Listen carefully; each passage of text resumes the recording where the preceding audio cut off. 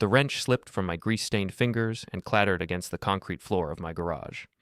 Madison's voice carried through the house like nails on a chalkboard, that fake sweet tone she used when she was about to drop a bomb on my life. "Jake, honey, can you come here for a second? Before we dive deeper into this story, I have one small request. Please subscribe, drop a like, comment, and hit that hype button to boost this channel so more people can discover these incredible Reddit stories." I wiped my hands on an old rag and walked into our kitchen, where my wife stood posing against the granite countertop like she was shooting another one of her Instagram stories. Madison Brooks, fitness influencer, professional attention seeker, and apparently professional liar. "What's up?" I asked, though her expression already told me I wasn't going to like the answer. She held up her phone, screen facing me. A text message from Chase Landry, her ex-boyfriend, the trust fund brat who owned half the waterfront properties in our little Maine town and never let anyone forget it. "Chase invited us to his beach house for the weekend," she said, but her eyes weren't meeting mine. "Well, actually, he invited me. He said it would be super awkward if you came along." I felt something cold settle in my stomach. "Super awkward for who?" Madison laughed, that tinkling sound she'd perfected for her followers. "Oh, you know how Chase is. He's still weird about us being friends after everything." "Friends?" "Right. I'd seen those friendly DMs she thought I didn't know about. The late-night gym sessions that ran longer than any workout should. The way she lit up whenever his name came up in conversation. "So, you're going without me," I said. It wasn't a question. "It's just for the weekend, Jake. Girl time, you know? I need content for my feed, and his place has the most amazing natural lighting." I nodded slowly, watching her practice her innocent expression. Madison had always been beautiful, long blonde hair, perfect smile, the kind of body that made men stop and stare. But somewhere along the way, that beauty had become a weapon she used to get whatever she wanted. "Sure thing, babe," I said, forcing a smile. "Have fun." Her face brightened with genuine surprise. She'd expected a fight, maybe some jealous husband routine. Instead, I kissed her forehead and went back to my garage. That was Friday morning. By Friday evening, she was gone, posting selfies from Chase's BMW as they drove toward his beach house. The caption read, "Weekend vibes with my bestie. Sometimes you need to get away from the ordinary and embrace the extraordinary." Ordinary. That's what I was to her now. I sat in my empty house, drinking a beer and thinking about the woman I'd married 3 years ago. Back then, Madison had been different. Or maybe I'd just been too blind to see who she really was. She'd been a personal trainer at the local gym, ambitious but grounded. Now she had 50,000 followers hanging on her every filtered photo and motivational quote. My phone buzzed. A text from my sister-in-law, Lily. "Hey Jake, you okay? Saw Madison's story. Want to grab coffee tomorrow?" Lily Brooks was Madison's younger sister, but they were nothing alike. Where Madison was all flash and performance, Lily was quiet, genuine. She worked at the local bank, lived in a modest apartment, and had never once asked me to take photos of her pretending to drink a smoothie. I was about to text back when curiosity got the better of me. Madison had left her laptop open on the kitchen counter, something she never did. Usually that thing was glued to her side, password protected like it contained state secrets. I walked over and touched the trackpad. The screen lit up, showing her Instagram dashboard, but it was the browser tabs that caught my attention. Gmail was open, and I could see the preview of several messages from Chase. My finger hovered over the trackpad. This was crossing a line, invading privacy. The kind of thing that ended marriages. Then again, maybe this marriage was already over. I clicked. The emails went back months. Months of, "I miss you," and "Jake doesn't appreciate you," and "remember how good we were together." But it was the photos that made me freeze. Pictures of Madison and Chase together, time-stamped from weeks ago. Her in the red dress I'd bought her for our anniversary. Him with his arm around her waist at some restaurant I'd never been to. The most recent email was from this morning. "Can't wait to have you back where you belong. This weekend is just the beginning." I closed the laptop carefully, my hands steadier than they had any right to be. In the space of 5 minutes, my entire marriage had revealed itself to be a lie. Madison wasn't going away for the weekend to create content. She was going back to her ex-boyfriend, probably to plan how to dump her ordinary husband without losing the comfortable life I'd provided. I walked back to my garage and picked up the wrench I'd dropped earlier. My 1967 Mustang sat in the corner, a project I'd been working on for 2 years. Madison always complained about the space it took up, said I should just buy a new car instead of wasting time on old junk. But I understood old junk. You could take it apart, see how all the pieces fit together, fix what was broken. People were messier. People lied and cheated and smiled while they destroyed everything you'd built together. I opened the toolbox beside the workbench and pulled out a small notebook where I kept track of maintenance schedules and parts orders. But tonight, I started a different kind of list. Madison's car was in my name. I'd co-signed when her credit wasn't good enough. The house was mine too, inherited from my grandfather. The credit cards she used for her business expenses were joint accounts, but the liability was mostly hers based on who made the purchases. Funny how you don't think about these details when you're in love, when you trust someone. I spent the next hour going through paperwork, making notes, checking account balances. Madison had been busy. Designer clothes, expensive dinners, a weekend spa trip last month that I now realized probably wasn't a solo retreat. My phone buzzed again. Another text from Lily. Seriously, call me if you need anything. I know my sister can be difficult. Difficult, that was one way to put it. I looked at the notebook in my hands, then at the laptop in the kitchen, then at the empty beer bottle on my workbench. Oh, Madison thought she was so smart, so careful. She thought I was just the ordinary husband who worked with his hands and didn't understand her sophisticated social media world. She was about to learn how wrong she was. I picked up my phone and texted Lily back. Coffee sounds good. How about tomorrow morning at 9? Then I opened a new text to Madison. Hope you're having fun. Don't worry about me, just working on some projects around the house. Love you. She responded immediately with a string of heart emojis and, love you too, babe. I set the phone down and smiled for the first time all day. Madison wanted to play games? Fine. But she'd picked the wrong opponent. I was done being ordinary. Saturday morning came gray and drizzling, typical for coastal Maine in October. I met Lily at Coastal Grounds, the little coffee shop downtown that served as the unofficial gossip headquarters for our town. She was already there when I arrived, sitting in a corner booth with 2 steaming mugs. You look like hell, she said as I slid into the seat across from her. Thanks. You always know just what to say to make a guy feel better. Lily had the same blonde hair as her sister, but she wore it simple and natural. No extensions, no professional highlights. Her blue eyes were sharper than Madison's, though, more observant. Right now, they were studying my face like she was reading a book. Jake, I need to tell you something, she said, wrapping her hands around her coffee mug. About Madison and Chase. Let me guess, they're not just friends. Her shoulders sagged with relief. You know. Found out last night. How long have you known? A couple months. I saw them together at Romano's, that Italian place over in Millfield. They were close. Too close. She paused, looking uncomfortable. I wanted to tell you, but she's my sister, and I thought maybe what? That it would just go away? Maybe that she'd come to her senses. Lily's voice was barely above a whisper. You're a good man, Jake. Better than she deserves. I sipped my coffee and watched the rain streak down the window. Well, she's made her choice. Now I get to make mine. What are you going to do? What any reasonable person would do when they discover their spouse is cheating, protect my assets, and move on with my life.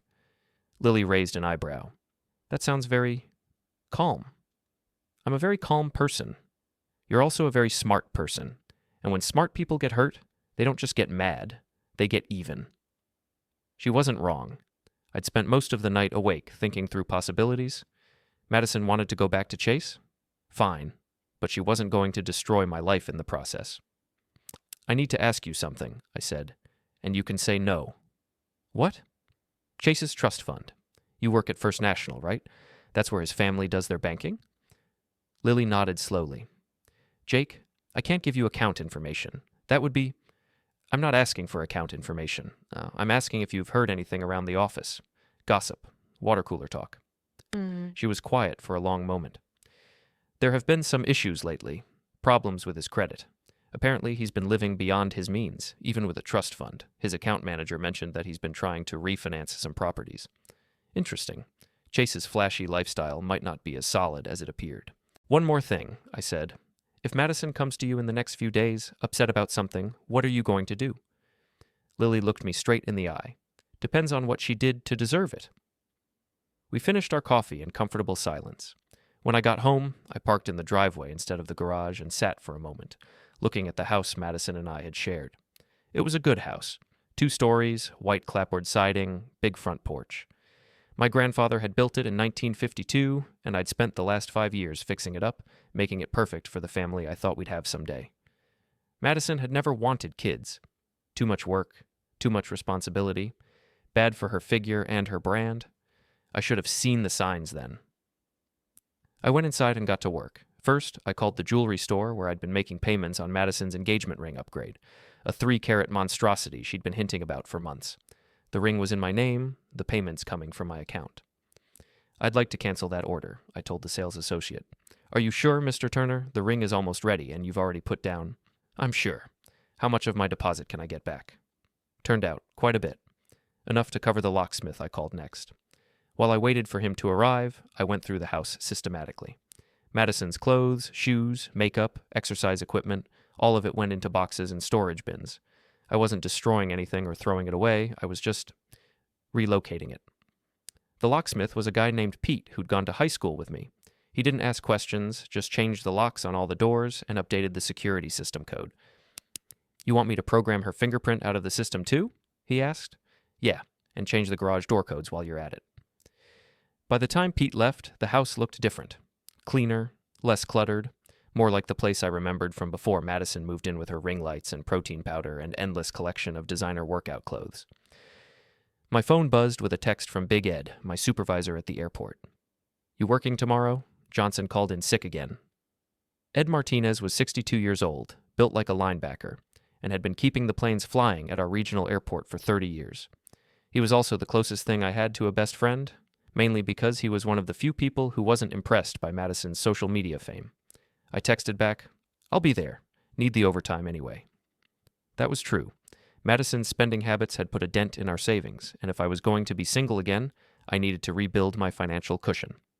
Around 4 o'clock, I loaded all of Madison's belongings into my truck and drove them to a storage facility on the edge of town.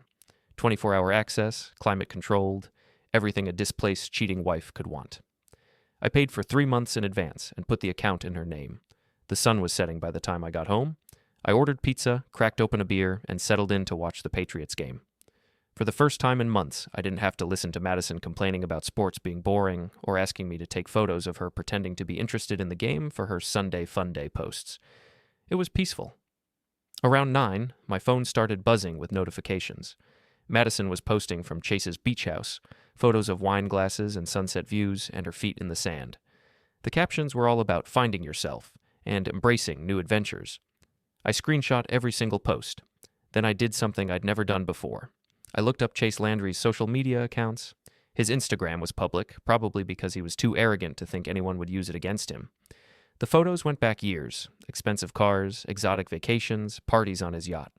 But if you looked closely, you could see the cracks. The cars were leased, not owned. The vacations were always group trips where someone else was probably picking up the tab. The yacht belonged to his family's company, not him personally. Chase Landry was a rich kid playing dress-up with daddy's money, and apparently that money was running out. I was still scrolling through his photos when I found what I was looking for. A picture from last month. Chase and Madison at some charity gala. His arm around her waist, both of them smiling like they'd won the lottery. The date stamp was 3 days after our wedding anniversary. The anniversary, Madison said she was too tired to celebrate because she'd been working so hard on her fitness program. I saved the photo and added it to a folder I was building on my desktop. Evidence, documentation, the kind of thorough record-keeping that had made me good at my job and was about to make me very good at protecting myself. My phone rang. Lily's name appeared on the screen. Hey, I answered. Jake, I just wanted to check on you. Make sure you're okay. I'm fine. Better than fine, actually. You sound different. Different how? I don't know. Lighter, maybe. Like you're not carrying as much weight around. She wasn't wrong. For the first time in months, I felt like I could breathe, like I wasn't walking on eggshells, waiting for Madison's next mood swing or complaint or demand for attention. Can I ask you something, Lily? Sure. Why didn't you ever like Madison's friends, Coach Renee and that crowd from the gym? Lily was quiet for a moment. Because they're not really her friends, they're her audience. There's a difference. What do you mean? Friends tell you when you're making mistakes. They care about your happiness, not just your entertainment value. Madison's gym friends just enable her worst impulses because it gives them something to gossip about. That made sense. I'd never understood why Madison surrounded herself with people who seemed to thrive on drama and chaos. Jake? Yeah? Whatever you're planning, be careful. Madison might seem shallow, but she's not stupid, and when she feels cornered, she can be vindictive. Thanks for the warning, but I think she's going to be too busy with her new old boyfriend to worry about me. After we hung up, I sat in my quiet house and made a list of everything that needed to happen in the next few days. Madison would be back Sunday evening, expecting to waltz into the house like nothing had changed. She was going to get a surprise. But first, I needed to make sure all my ducks were in a row. Legal ducks, financial ducks, social ducks. Madison had spent 3 years building her perfect online life, carefully curating every photo and caption to maintain her image as the ideal wife and fitness guru. She'd forgotten that images were just illusions, and illusions were fragile things. I was about to remind her. Sunday evening arrived with the kind of crisp October air that made you want to light a fire and settle in for the long Maine winter ahead. I was in my garage, working on the Mustang's carburetor, when I heard the familiar sound of Madison's BMW pulling into the driveway. Except it wasn't her BMW. It was Chase's silver Porsche, music thumping loud enough to wake anyone. I wiped my hands on a rag and walked to the garage door, hitting the button to raise it. Madison climbed out of the passenger seat, laughing at something Chase had said. She looked tanned and relaxed, her hair perfectly styled, despite spending the weekend at the beach. She'd changed clothes since her last Instagram post. Now she was wearing a designer sundress I'd never seen before. Chase got out too, all 6 feet of entitled arrogance. He was handsome in that generic rich boy way. Perfect teeth, expensive haircut, clothes that probably cost more than I made in a month. He looked at me like I was something unpleasant he'd found on the bottom of his shoe. "Jake," Madison called out, her voice bright and fake. "How was your weekend? Did you get a lot done around the house?" "You could say that," I replied, leaning against the garage door frame. She grabbed her weekend bag from the back seat and started walking toward the front door. Chase followed, his hand resting possessively on her lower back. "I'll just grab a few things and we can head back to my place," he said, loud enough for me to hear. Madison fumbled with her keys at the front door. I watched her try the first key, then the second, then cycle through the entire ring with growing confusion. "That's weird," she said. "My key isn't working." "Try again," Chase suggested, like she was too stupid to operate a door lock. Madison tried again, rattling the handle with increasing frustration. "Jake, something's wrong with the door." I walked over, taking my time. Mrs. Dorsey from next door had appeared on her porch, pretending to water her plants while obviously eavesdropping. Perfect. "The door's fine," I said. "The locks are new." Madison stared at me. "New? Why are the locks new?" "Because you don't live here anymore." The color drained from her face. "What are you talking about? Of course I live here. This is my house, too." "Actually, it's not. This house belonged to my grandfather, then my father, now me. Your name was never on the deed." Chase stepped forward, puffing out his chest. "Look, buddy, I don't know what kind of game you're playing." "No game," I said calmly. "Just reality. Madison chose to spend the weekend with her ex-boyfriend instead of her husband. I chose to change my locks." "You can't do this?" Madison's voice was rising, attracting more attention from the neighbors. "You can't just lock me out of my own home." "It's not your home? It never was. But don't worry, all your stuff is safe." I pulled a business card from my pocket. The storage facility. "Unit 47. The code is your birthday. I paid for 3 months in advance." Madison snatched the card from my hand, her eyes blazing. "This is insane. You're being completely unreasonable." "Am I? Let me ask you something, Madison. How long have you been sleeping with Chase?" The question hit her like a physical blow. She actually stumbled backward, right into Chase's arms. "I don't know what you're talking about," she said, but her voice had lost its conviction. I pulled out my phone and opened the photo gallery. The picture from the charity gala filled the screen, Madison and Chase, looking very much like a couple. "This was taken 3 days after our anniversary," I said, showing the phone to both of them. "The anniversary you were too tired to celebrate because you'd been working so hard." Chase's face had gone red. "You don't understand the situation." "I understand perfectly. You wanted your ex-girlfriend back, and she wanted someone with more money than a small-town mechanic. Congratulations, you got each other." By now, half the neighborhood had found reasons to be outside. Mrs. Dorsey had been joined by the Hendersons from across the street and old Mr. Polk from 2 houses down. Madison's public meltdown was providing better entertainment than Sunday night television. "Jake, please," Madison said, switching tactics. "Can we talk about this inside, like adults? Adults don't cheat on their spouses and then lie about it for months." "I never cheated," she protested, but even she didn't sound convinced. I scrolled through my phone and found another photo, one of Chase's Instagram posts from last month showing him and Madison at Romano's restaurant. "This was taken the night you told me you were having dinner with your trainer to discuss your fitness program." Madison's mouth opened and closed like a fish out of water. Chase was looking around nervously, probably realizing that his grand romantic gesture was turning into a public humiliation. "Look," he said, trying to regain control of the situation. "Madison and I have history, real history. You're just some guy she settled for when she couldn't have what she really wanted." The words should have stung, but instead they made me smile. "You're right, Chase. She did settle. She settled for a man who would pay her bills and give her a comfortable life while she figured out how to get back to you." I turned to Madison. "Speaking of bills, you might want to check your credit card statements. Turns out most of those joint accounts we opened were actually your responsibility. Funny how that works." Madison's face went white. "What did you do?"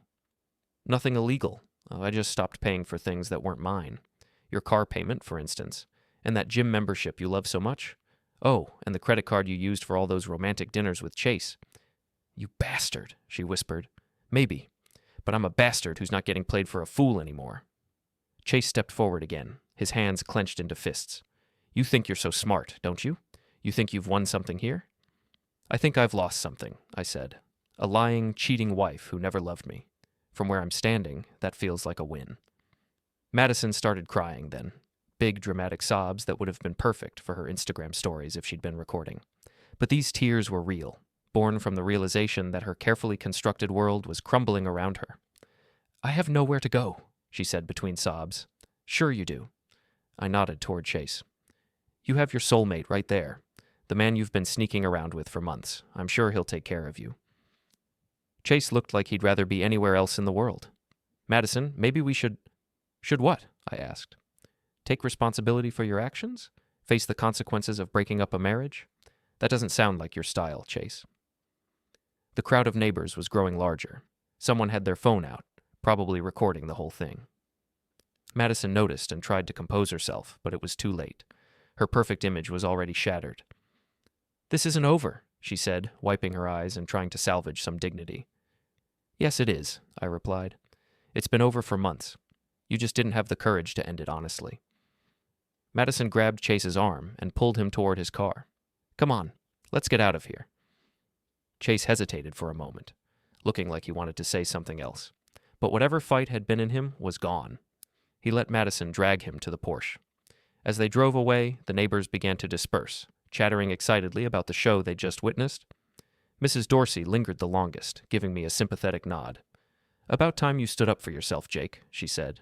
"That girl never appreciated what she had." I went back inside my house, and poured myself a whiskey. The place felt different now, bigger somehow, like it could breathe again. My phone buzzed with a text from Lily. "Heard there was some excitement on your street tonight. You okay?" "Never better," I texted back. "Want to grab dinner tomorrow? I have a feeling I'm going to have a lot more free time now." "I'd like that." I sat in my living room, sipping whiskey and listening to the silence. No ring lights clicking on and off. No constant chatter about follower counts and engagement rates. No pretending to be interested in whatever drama was unfolding in Madison's social media world. Just peace. But I knew this wasn't the end. Madison wouldn't give up easily, and Chase was too proud to let this humiliation slide. They'd regroup, come up with a plan, try to turn the narrative in their favor. Let them try. I was just getting started. Monday morning brought gray skies and the kind of cold that reminded you winter was coming, whether you were ready or not. I was at the airport by 7, working on a routine maintenance check for a small commuter plane, when Big Ed found me. "Jesus Christ, Jake," he said, grinning like he'd won the lottery. "My wife heard about last night from 3 different people before I even got my coffee this morning." News travels fast in a small town, especially when it involves Madison Brooks getting her comeuppance in front of half the neighborhood. Ed leaned against the plane's wing. "So what's the plan now?" "No plan. I'm a free man living his life." "Bullshit. You've got that look in your eye. The same look you get when you're working on a complicated repair and you've figured out exactly what's wrong." Ed wasn't wrong. I'd spent most of the night thinking about Madison and Chase, about their next moves and how to stay 3 steps ahead of them. Madison was predictable. She'd try to control the narrative, paint herself as the victim, use her social media platform to gather sympathy. Chase was more dangerous because he was used to buying his way out of problems. "You hear anything about Chase Landry's finances?" I asked. Ed raised an eyebrow. "Why would I know anything about that pretty boy's money?" "Because your brother-in-law works at the bank." "Fair point." Ed pulled out his phone. "Give me a few minutes." While Ed made his calls, I focused on my work. There was something therapeutic about the routine of maintenance checks, testing systems, replacing worn parts, making sure everything worked the way it was supposed to. Unlike people, machines were honest. When something was broken, it showed you exactly where the problem was. My phone buzzed with a text from an unknown number. "We need to talk. Madison." I deleted it without responding. Another text, 5 minutes later. "Jake, please, I know you're angry, but we can work this out." Deleted. A third text. "You're being childish. Call me." I blocked the number. Ed came back with information and a satisfied smirk. Though Chase Landry is in deep shit, financially speaking. Turns out Daddy cut off his trust fund 6 months ago after some bad investments. The beach house is mortgaged to the hilt, and he's behind on payments for that fancy car he drives around. Interesting. So he's broke? Broke and desperate. Word is, he's been looking for investors for some business venture, but nobody's biting. That explained a lot. Chase wasn't just trying to win back his ex-girlfriend. He was looking for a meal ticket. Madison's social media following might not generate huge money, but it was steady income, and she'd been living off my financial stability for 3 years. "There's more," Ed continued. Apparently he's been bragging around town about stealing Madison back from some nobody mechanic. Made quite a show of it at the Lobster Pot Saturday night. The Lobster Pot was the local dive bar where everyone went to drink, gossip, and pretend they weren't keeping track of their neighbor's business. If Chase had been shooting his mouth off there, half the town knew about it by now. "Thanks for the intel," I said. "What are you going to do with it?" "Nothing illegal." "That's not what I asked." I grinned at him. "I know." Around noon, I got a call from Lily. "Jake, Madison's at my apartment. She's been here since 8 this morning, crying and carrying on about how you've ruined her life." "What did you tell her?" "That she made her bed, and now she gets to sleep in it, but she's not giving up. She's talking about getting a lawyer, claiming you can't just throw her out without notice." "Let her try. The house was never marital property, and I have documentation of her affair going back months." "She's also talking about going to your boss, trying to get you fired." That made me pause. "On what grounds?" "She claims you're mentally unstable, that you've been acting erratic and threatening." I laughed, but there was no humor in it. "Of course she is. Can't win on the facts, so she attacks my character." "Jake, I need to tell you something else. Chase was here too earlier. He didn't stay long, but he was angry. Really angry. He kept talking about how you'd embarrassed him and how nobody disrespects his family." "His family?" "Apparently the Landrys have a reputation to maintain. Old money, social standing, all that bullshit. Having his dirty laundry aired in front of the neighbors doesn't fit their image." This was getting more interesting by the hour.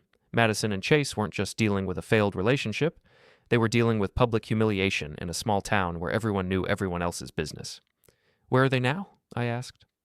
"Madison's still here, but Chase left around 10. Said he had business to take care of." I had a feeling I knew what kind of business Chase had in mind. Men like him didn't handle rejection well, especially public rejection. They were used to getting their way through money, influence, or intimidation. "Lily, do me a favor. Keep Madison there as long as you can. I have a feeling the next few hours are going to be interesting."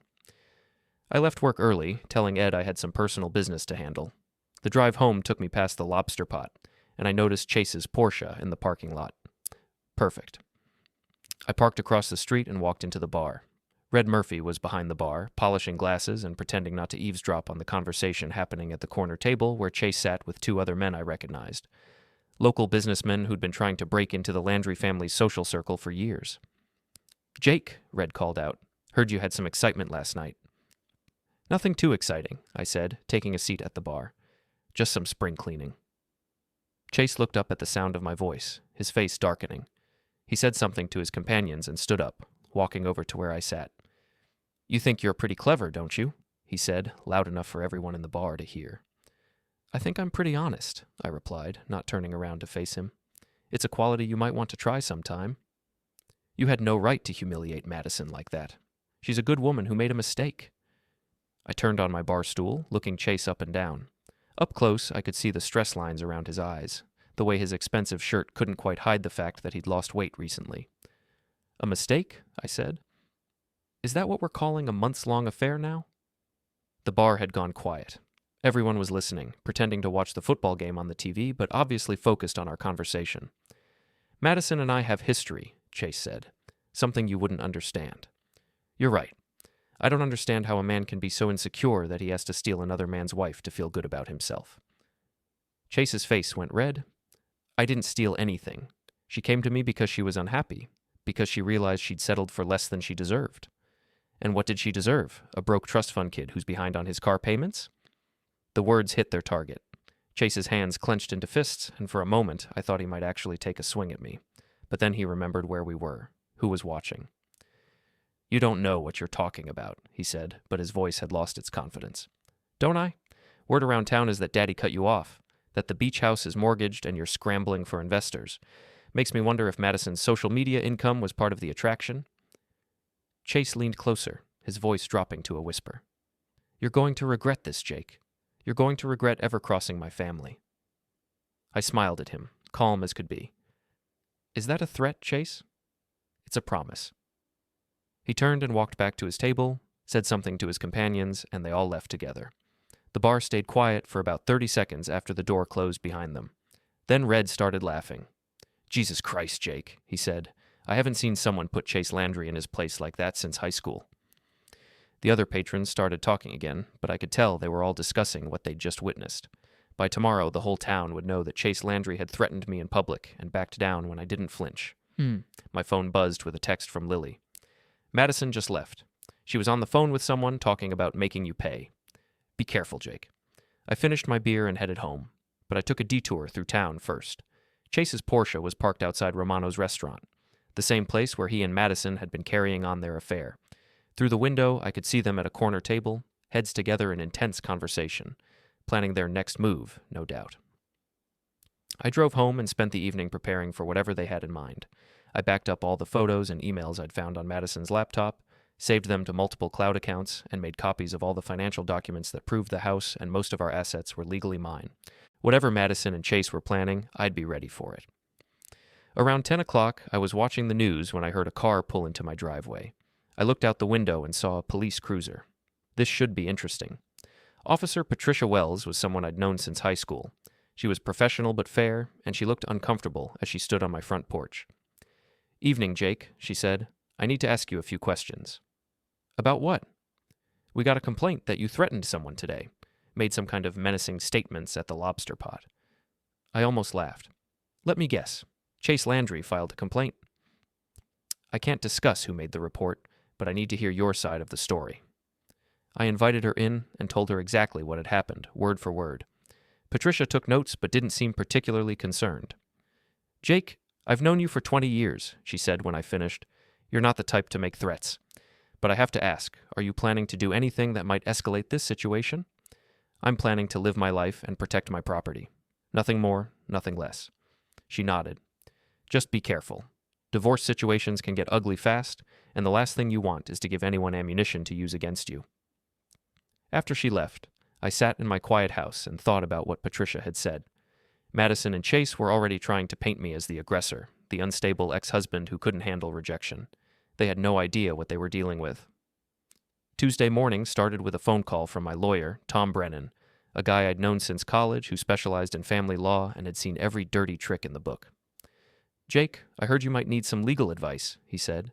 Lily Brooks called me yesterday. Smart woman. Yeah, I could use some guidance. Can you be in my office in an hour?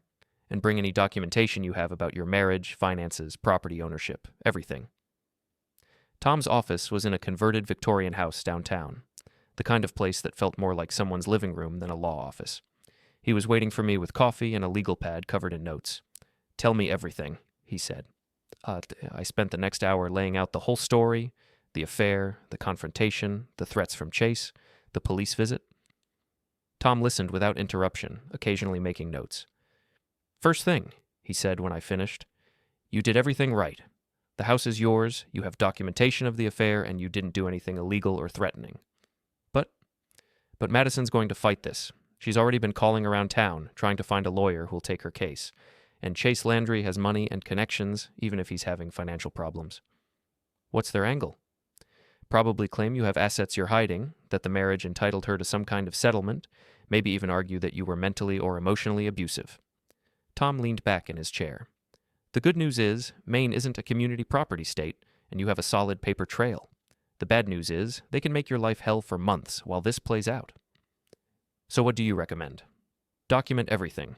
Every interaction, every threat, every attempt at contact, and whatever you're planning to do next, run it by me first. I left Tom's office feeling more confident, but also more aware of how nasty this could get. Madison and Chase weren't just angry, they were desperate, and desperate people made dangerous choices. My phone rang as I was walking to my truck. Unknown number. Hello? Jake, it's me. Madison's voice, but different. Smaller somehow, less performative. Please don't hang up. What do you want, Madison? I want to apologize. I know I hurt you, and I know you're angry, but this has gone too far. Can we meet somewhere and talk? Like civilized people? I almost laughed. Civilized people don't cheat on their spouses for months and then play victim when they get caught. I made mistakes, okay? But you're destroying my life, Jake. I have nothing left. You have Chase. Isn't that what you wanted? There was a long pause. Chase and I, it's complicated. He's not in a position to help me right now. Interesting. Trouble in paradise already. That's not my problem anymore, Madison.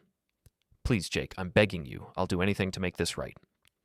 There's nothing to make right. We're done. Move on with your life. I hung up and blocked that number too. But Madison's call had given me an idea. If she and Chase were having problems, if his financial situation was as bad as Ed had suggested, then their alliance might not be as solid as they wanted everyone to believe. I drove to the bank where Lily worked and asked if she could meet me for lunch. We went to a quiet diner on the edge of town, the kind of place where you could have a private conversation without half the town listening in. Madison called me this morning, I told her. Sounded like she and Chase might be having some issues. Lily nodded. I heard from a friend at the gym that they had a big fight yesterday. Apparently, Chase told her she needed to figure out her own living situation because he couldn't afford to support her. So much for true love. Madison's not stupid, Jake. Selfish and shallow, maybe, but not stupid. She's realizing that Chase isn't the knight in shining armor she thought he was. What's she going to do? Probably try to come back to you, make some grand gesture, promise to change, play the reformed woman angle. I'd been thinking the same thing. Madison's apology call was just the beginning. She'd escalate from there, public displays of remorse, social media posts about learning from her mistakes, maybe even show up at my workplace to make a scene. There's something else, Lily said. Chase has been asking around about you, your job, your finances, your background. He's looking for something he can use against you. Let him look. I've got nothing to hide. Maybe not, but he's the type who'll create something if he can't find anything real. That afternoon, I decided to take a proactive approach. Instead of waiting for Madison and Chase to make their next move, I'd make one of my own. I drove to the gym where Madison had been spending most of her time, the place where she'd met Chase and cultivated her fitness influencer image. It was one of those trendy places with lots of mirrors and expensive equipment, full of people more interested in being seen working out than actually exercising. Coach Renee was at the front desk, Madison's former friend and current gossip source. She looked up when I walked in, her expression shifting from professional friendliness to uncomfortable recognition. Jake, she said, I didn't expect to see you here. I bet you didn't. I wanted to thank you. Thank me? For being such a good friend to my wife. Really supportive of her relationship with Chase. Renee's face went red. I don't know what you're talking about. Sure you do. You were the one covering for her, weren't you? Making excuses when she was late getting home, providing alibis for her dinner dates with Chase. I think you should leave. Oh, I'm leaving. But first, I wanted you to know that Madison's membership here is canceled. Turns out I was the one paying for it. I pulled out my phone and showed her the cancellation email I'd sent that morning. Effective immediately. You might want to let her know the next time she tries to come in. I left Renee standing there with her mouth open and drove to my next stop, the storage facility where Madison's belongings were waiting for her. The manager was a friendly guy named Dave who remembered me from the day before. Your wife hasn't been by to pick up her stuff yet, he said. She's not my wife anymore, and I wanted to add something to her unit. I handed him an envelope containing copies of all the affair evidence I'd gathered, along with a note, in case you want to remember how we got here. Just put this on top of everything else, I told Dave. She'll see it when she opens the door. My final stop was the lobster pot. Red was working the afternoon shift, and the place was mostly empty except for a few regulars nursing beers and watching sports on the TV. Back again? Red said as I took a seat at the bar. Just wanted to buy a round for the house, celebrate my newfound freedom. Red raised an eyebrow. That's generous of you. I'm feeling generous. Life's good when you're not being lied to every day. The few customers in the bar raised their glasses in a toast, and Red poured himself a shot to join in. "To honest living," he said. "To honest living." I was halfway through my beer when Chase walked in. He looked around the bar, spotted me, and walked over with that swagger rich boys never quite lose, even when they're broke. "We need to talk," he said. "No, we don't. Madison's a wreck because of you. She's talking about doing something stupid." I turned to face him. "What kind of stupid?" "The kind that gets people hurt. She's desperate, Jake. You've backed her into a corner, and cornered animals do unpredictable things." "Is that another threat, Chase?" "It's a warning. Call off whatever game you're playing before someone gets hurt." I stood up, noting that I had about 2 inches and 20 pounds on Chase, despite his expensive gym membership. "The only game being played here is the one you and Madison started when you decided to have an affair behind my back. That's between Madison and me. You're the one who made it public, who humiliated her in front of the whole neighborhood. I told the truth. If the truth is humiliating, maybe you should have thought about that before you started sneaking around." Chase stepped closer, his voice dropping to a whisper. "You think you've won something here? You think destroying Madison's life makes you the big man? I think protecting myself from liars and cheaters makes me smart. You're going to regret this, Jake. Both of you are going to regret crossing my family." He turned and walked out, leaving me with the distinct impression that whatever Madison and Chase were planning, it was going to happen soon. Red came over and refilled my beer without being asked. "That boy's got a mean streak," he said. "Always has, even in high school." "What do you mean?" "Chase Landry doesn't like to lose, and he especially doesn't like to lose publicly. You embarrassed him, and his type doesn't forget that kind of thing." I finished my beer and headed home, but I took a different route, driving past Chase's beach house to see what was happening there. Madison's BMW was in the driveway, along with Chase's Porsche and another car I didn't recognize. They were planning something, all right. The question was what, and how far they were willing to go to get their revenge. I spent the evening making my own plans. If Madison and Chase wanted to escalate this situation, I'd be ready for them. But I'd do it on my terms, with my rules. They'd started this game, but I was going to finish it. Wednesday morning brought the kind of storm that reminded you why Maine winters were legendary. Wind howled off the ocean, driving rain against my windows like bullets. I was drinking coffee and watching the weather when my phone rang. "Jake, it's Tom. We need to talk. Now." My lawyer's voice had an edge I'd never heard before. "What's wrong?" "Madison filed a restraining order against you. Claims you've been stalking her, threatening her, destroying her property." I set down my coffee cup carefully. "That's complete bullshit, and you know it."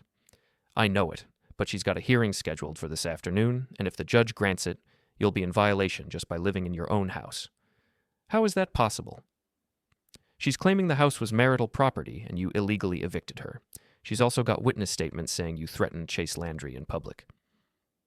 I thought about my conversation with Chase at the Lobster Pot, how he'd tried to bait me into saying something threatening. "What kind of witness statements?" "I don't have the details yet, but Jake, you need to be very careful. Don't go anywhere near Madison or Chase, don't contact them, don't even drive past places where they might be." After Tom hung up, I sat in my kitchen and tried to process what was happening. Madison and Chase weren't just trying to win, they were trying to destroy me. The restraining order was a legal weapon designed to make me look like the aggressor, to flip the narrative and make Madison the victim. My phone buzzed with a text from Lily. "Emergency. Can you meet me at Coastal Grounds in 20 minutes? I grabbed my jacket and headed out into the storm. The coffee shop was nearly empty, just a few die-hard caffeine addicts willing to brave the weather. Lily was waiting in our usual corner booth, but she wasn't alone. Big Ed sat across from her, his face grim. "What's going on?" I asked, sliding into the booth. "Madison came to see me at the bank this morning," Lily said. "She wanted me to sign a statement saying you'd been acting erratically, that you'd made threats against her and Chase." "Please tell me you didn't sign anything." "Of course not. But Jake, she's not the same person she was a week ago. She's desperate, and desperate people do desperate things." Ed leaned forward. "There's more. Chase Landry came to the airport yesterday asking questions about you. Wanted to know about your work record, whether you'd ever had any disciplinary problems, if you'd ever shown signs of mental instability." "What did you tell him?" "I told him to get the hell off airport property before I called security. But Jake, he's building a case against you, looking for anything he can use to make you look unstable or dangerous." I thought about the restraining order hearing scheduled for this afternoon. Madison and Chase had been busy, constructing a legal trap designed to paint me as the villain in their story. "There's something else," Lily said quietly. Madison's been posting on social media about being a victim of domestic abuse. She's not mentioning you by name, but anyone who knows her will figure it out. I pulled out my phone and checked Madison's Instagram. Her latest post showed her crying, with a caption about escaping a toxic situation and finding the strength to speak your truth. The post had hundreds of comments, mostly from her followers offering support and asking for details. "She's destroying your reputation," Ed said, "making you look like some kind of monster." I stared at the post, at Madison's perfectly staged tears and carefully crafted victim narrative. She was using her social media platform as a weapon, turning her followers into an army of character witnesses who didn't know the first thing about what had really happened. "Jake?" Lily's voice pulled me back to the present. "What are you thinking?" "I'm thinking it's time to stop playing defense." I spent the next hour at Tom's office preparing for the restraining order hearing. We went through every piece of evidence I had: the affair photos, the financial records, the timeline of events leading up to Madison's eviction from my house. "The good news is, her case is weak," Tom said. "She can't prove you threatened her or destroyed her property because you didn't. The bad news is, judges err on the side of caution in these situations." "So I could lose my house?" "Temporarily, maybe. But Jake, I need you to understand something. If this restraining order gets granted, you have to follow it to the letter. One violation, even a technical one, and you'll be facing criminal charges." The hearing was held in a small courtroom in the county courthouse, with a judge who looked like she'd rather be anywhere else on a stormy Wednesday afternoon. Madison sat with her lawyer, a sharp-dressed woman from Portland who specialized in domestic relations cases. Madison had dressed for the part: conservative clothes, minimal makeup, the picture of a frightened victim. When she took the stand, her voice shook as she described feeling threatened and intimidated by my actions. "He changed the locks without warning," she testified. "Put all my belongings in storage and refused to let me back into what had been our home for 3 years. Her lawyer led her through a carefully crafted narrative that made me sound like a controlling, potentially violent husband who'd snapped when his wife tried to leave him. "Has Mr. Turner ever made threats against you or anyone else?" the lawyer asked. "He threatened my friend Chase Landry in a public bar, said things that made Chase fear for his safety." When it was Tom's turn to cross-examine, he was surgical in his precision. "Mrs. Turner, you testified that you felt threatened when Mr. Turner changed the locks. But isn't it true that you were having an affair with Chase Landry at the time?" Madison's composure cracked slightly. "That's not relevant to... Isn't it true that you spent the weekend before the lock change at Mr. Landry's beach house?" "We're just friends." Tom produced the photos I'd found on Madison's laptop. "These photos show you and Mr. Landry in what appears to be a romantic relationship, dating back several months. Were you lying to your husband about the nature of this relationship?" Madison's lawyer objected, but the damage was done. The judge had seen the photos, heard the timeline, and Madison's victim narrative was starting to crumble. When I took the stand, I kept my answers short and factual. Yes, I'd discovered the affair. Yes, I'd changed the locks. No, I'd never threatened anyone or destroyed any property. "Mr. Turner," the judge said when both sides had finished, "your wife's belongings, where are they now?" "In a climate-controlled storage unit that I paid for in advance. She has the key and the access code." "And the house in question, what's the ownership situation?" Tom handed over the deed and title documents. "The house has been in Mr. Turner's family for 3 generations, Your Honor. Mrs. Turner's name was never on any ownership documents." The judge reviewed the paperwork for several long minutes while Madison's lawyer whispered frantically in her ear. "I'm going to deny the restraining order," the judge finally said. "While I understand that marital separations can be emotionally difficult, I don't see evidence of threats or harassment that would justify the relief requested." Madison's face went white. Her carefully constructed legal strategy had just collapsed in spectacular fashion. Outside the courthouse, Madison and her lawyer huddled under an umbrella, their voices rising in what sounded like a heated argument. Chase was waiting by his car, looking like he'd rather be anywhere else. "Jake," Madison called out as I walked past. "Please, can we talk? Just for 5 minutes?" I stopped and turned around. "What's left to talk about, Madison? I know I made mistakes, but this doesn't have to destroy both our lives. We can work something out." "We did work something out. You chose Chase, and I chose not to be married to someone who lies to me." Chase stepped forward, his face flushed with anger. "You think you've won something here? You think humiliating Madison makes you the better man?" "I think telling the truth makes me honest. You should try it sometime." "This isn't over," Chase said, but his voice lacked conviction. The legal strategy had failed, and he was running out of options. "Yes, it is," I replied. It's been over since the day you decided to sleep with my wife. I walked to my truck and drove home through the storm, feeling lighter than I had in months. Madison and Chase had played their best hand and lost. The restraining order was denied, my reputation was intact, and the truth was finally out in the open. But I knew they wouldn't give up easily. People like Madison and Chase didn't accept defeat gracefully. They looked for new angles, new ways to win. I was ready for whatever came next. That evening, I was working in my garage when Lily knocked on the door. She was soaked from the rain, her hair plastered to her head. "I brought Chinese food," she said, holding up a bag from the restaurant in town. "Figured you might be hungry after your big day in court." We ate at my kitchen table, talking about everything except Madison and Chase. It was the first normal conversation I'd had in weeks, and I realized how much I'd missed just talking to someone who wasn't trying to manipulate or deceive me. "Jake," Lily said as we were cleaning up, "I need to tell you something." "What?" "I've had feelings for you for a long time. Since before you married Madison, actually."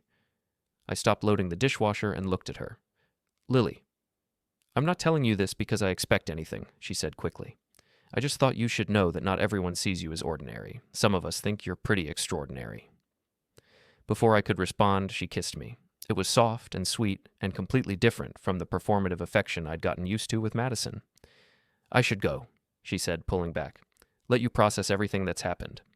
"You don't have to go."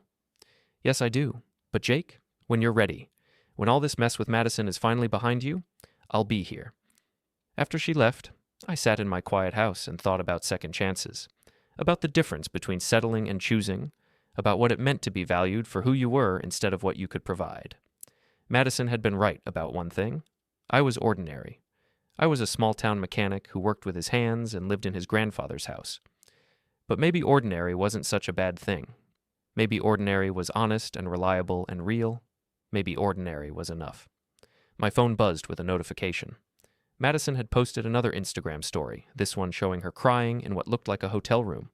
The caption read, "Sometimes the legal system fails victims, but I won't give up fighting for justice." I screenshot the post and sent it to Tom with a message. "Might want to keep an eye on this. She's not done yet." But I was done. Done with the drama, done with the lies, done with people who thought they could manipulate their way through life without consequences. Madison and Chase could keep fighting if they wanted to. I had better things to do. I had a life to rebuild, and for the first time in years, I was looking forward to it. The storm outside was starting to clear, and through my kitchen window, I could see the first stars appearing between the clouds. Tomorrow would be a better day. I was sure of it.